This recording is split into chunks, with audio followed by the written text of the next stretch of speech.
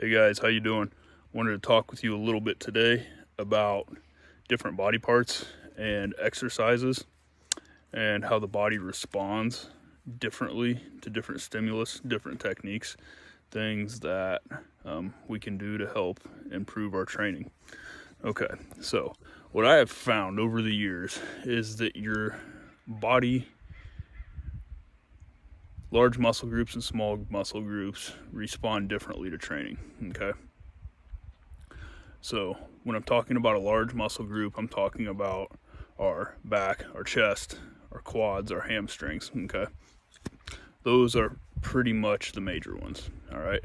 And so training those body parts with things like deadlifts, bench press, squats, barbell rows, big compound movements. Getting stronger on those movements and constantly adding weight is the best way to really gain strength and to gain muscle and to gain size in those body parts.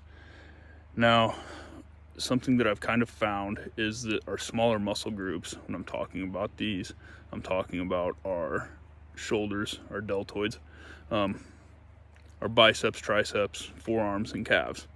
Okay, they tend to seem to need a little bit more stimulation, and by that I mean the amount of weight lifted is not always as important as really forcing the muscle to do the work and to really concentrate on getting a good pump, like we like to call.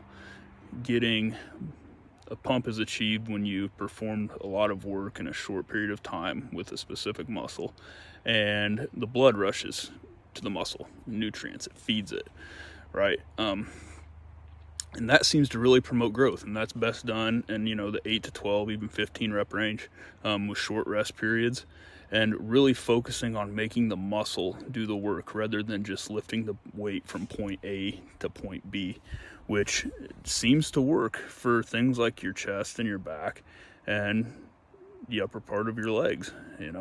Like, that's fantastic for that, but you really need to focus on contractions and really squeezing and flexing the muscle on these smaller body parts.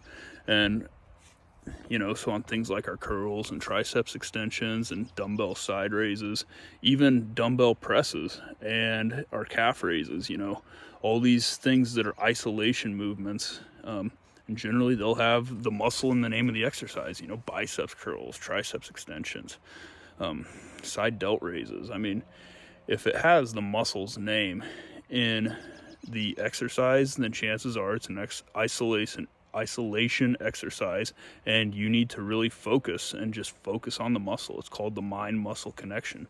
You think about that muscle doing the work while you're actually doing it. It's not lifting it from point A to point B like a deadlift or a squat or a bench press, okay? And so that's kind of today's little tip.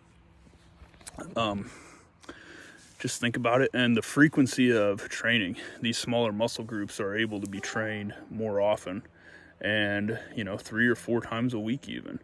And I've found that that's the best way to get them to respond to training. I'm getting photobombed by Huckleberry back here. Let's see if I can. I can't zoom in on this camera on reverse. Oh well, and there goes Ellie. So, for me and my dogs here, just say stay safe, T-Wolves, during this shutdown time, and see y'all soon.